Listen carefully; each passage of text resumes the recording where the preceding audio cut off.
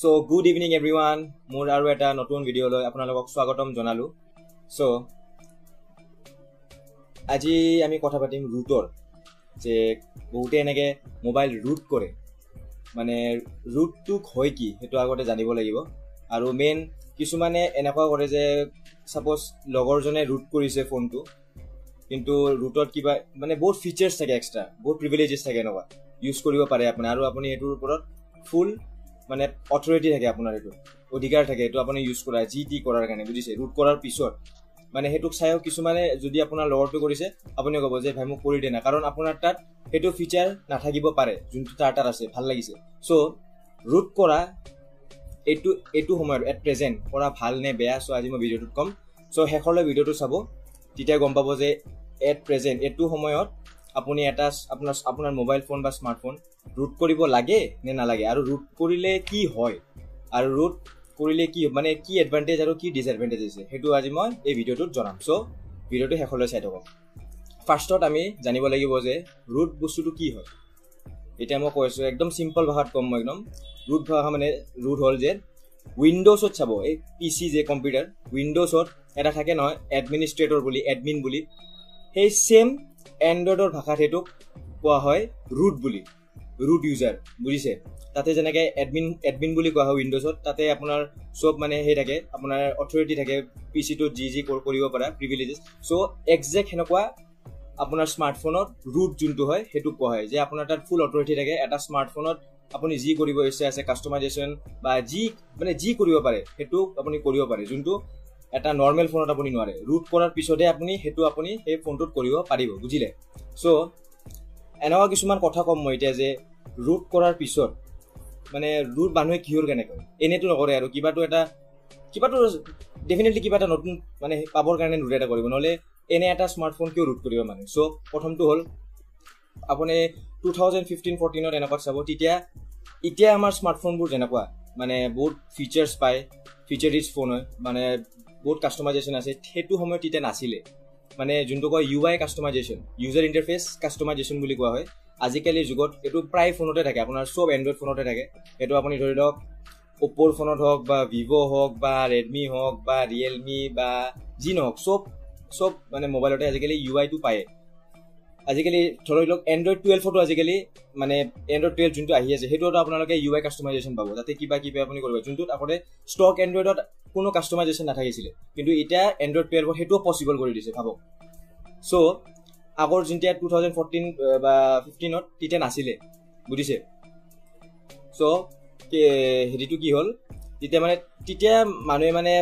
ইমান হে মানে মোবাইলটো জাস্ট কিনাৰ পিছত ইমান ফিচাৰ্স নাছিলে সো হেকেনে নতে ৰুট কৰিছিলে ফিচাৰ পাব যেনেকৈ ফন্ট চেঞ্জ কৰিব নোৱাৰিছিলে আগতে যোনকিটা দিয়ে সেইকিটা কিন্তু এতিয়া আপুনি থিমত যাই কেনে আপুনি চুজ কৰিব পাৰে কিমান ফন্ট লাগে কিমান নালাগে সব পাৰিব আপুনি বুজিছে হেকেনে আগতে এইবোৰ কৰিছিলে এতিয়াটো থিম ষ্টৰ হৈ গৈছে আৰু কিমান ধৰণৰ কিবা আছে আপুনি কৰিব পাৰে বা থিমতে আপোনাৰ যদি আপোনাৰ ফোনটো যদি সাপোজ Redmi হয় আপুনি কালাৰ ওএছৰ কিবা থিম লগাব পাৰে যে ফোনটো অলপ কালাৰ ওএছ দেখাত কালাৰ ওএছ টাইপ মানে Oppo হ'ব OS Oppo ফোন টাইপ লাগা ধৰে বুজিছে সো হেতুৱে কথা ইউজাৰ মানে ইউআই কাস্টমাইজেশন আগতে নাছিলে সেই কাৰণে মানুহে ৰুট কৰিছিল তাৰ পিছত এতিয়া আৰু নতুন এনেকুৱা আগতে ৰিকভাৰি ROM ফ্লেশ কৰিছিলে মানে বহুত লিনাক্স বা এনেকুৱা বহুত ধৰণৰ এনেকুৱা XDA ডেভেলপাৰ ROMs যোনবোৰ হয় এইবোৰ ফ্লেশ কৰিছিলে আগতে কিন্তু এট প্ৰেজেন্ট মই মোৰ মানে অপিনিয়নৰ পৰা কম এতিয়া এটো কৰিব নালাগে কাৰণ আমাৰ আজিকালি এন্ড্ৰইড ফোনত যিখিনি আমাক লাগে সব আমি পাওঁৱে তে কি দৰকাৰ আমি ৰুট কৰা এটা ফোন কাৰণ ৰুট কৰিলে বহুত ধৰণৰ ডিসএডভান্টেজও আছে জানে না নাই বুজিছে হেখিনি কম পিছত সো হেতু এটা এট প্ৰেজেন্ট কৰিব নালাগে মোৰ ক্ষেত্ৰত মোৰ অপিনিয়নত এট প্ৰেজেন্ট কৰিব নালাগে কাৰণ আমি সব এটা ফোনত পাই আছো আমাক যি লাগে কাৰণ আমি আৰু এটা ধৰণৰ কি হয় যে ৰুট কৰিলে আপোনাৰ হে মানুহে ৰুট কৰে কাৰণ চাব আপুনি ধৰি লওক Redmi ফোন ললে 1 বছৰ 2 বছৰ চলালে আৰু কিমান চলাব আৰু ফোন মানে যোনটো তাৰে ইউআই হয় ইউআই ইউজাৰ ইন্টাৰফেস যোনটো মই কলো এটো চলাই বৰ হৈ যায় মানে কিমান হেতুকে চলাম হেকানে কিবা এটা বেলেগ এটা ইউজ কৰিবৰ কাৰণে তেতিয়া আগতে ৰুট কৰিছিলে মানে চেঞ্জ কৰিব Samsung আৰু One UI যেনেকা হেতু আপুনি ৰুট কৰাৰ পিছত ইউজ কৰিব পাৰে কিন্তু আজিকালি দৰকাৰ নোহোৱা হৈ গৈছে কাৰণ থিম ষ্টৰ যোনটো আছে তাতে অলৰেডি পায় আপুনি মোবাইলটো মানে থিম চেঞ্জ কৰি কেনে আপুনি পুৰা একুৰেট বনাব পাৰে One UI টাইপ বুজিছে এনেকুৱা ফিচাৰ আহি গৈছে আজিকালি স্মাৰ্টফোনত সো ৰুট কৰাৰ দৰকাৰ নাই আৰু এতিয়া কম যে মই ৰুট কৰিলে কি মেজৰ চবতকৈ ডাঙৰ ডিসএডভান্টেজ কি হয়, কি হ'ব পাৰে ফোন ব্ৰিক হৈ যাব পাৰে ফোন যেতিয়া আপুনি ৰুট কৰিব এটা ফোন, বুজিছে? ফোনটো মানে মাজতে যেতিয়া যদি ৰখি যায়, যদি ৰুট ফিনিছ নহয় ব্ৰিক হৈ যাব আৰু আপুনি ষ্টাৰ্ট কৰিব নোৱাৰে। মই প্ৰথম ভিডিঅ'টো মই কৈছিলোঁ, মই যেতিয়া ফাৰ্ষ্ট যোনটো মই ইউটিউব ভিডিঅ' বনাইছিলোঁ এণ্ড্ৰইড নে iOS বোলা, তাতো মই কৈছিলোঁ যে ৰুট কৰিলে এটা ফোন ব্ৰিক হৈ যাব আৰু আপুনি ষ্টাৰ্ট কৰিবই নোৱাৰিব ফোনটো। যিমান মানে আপুনি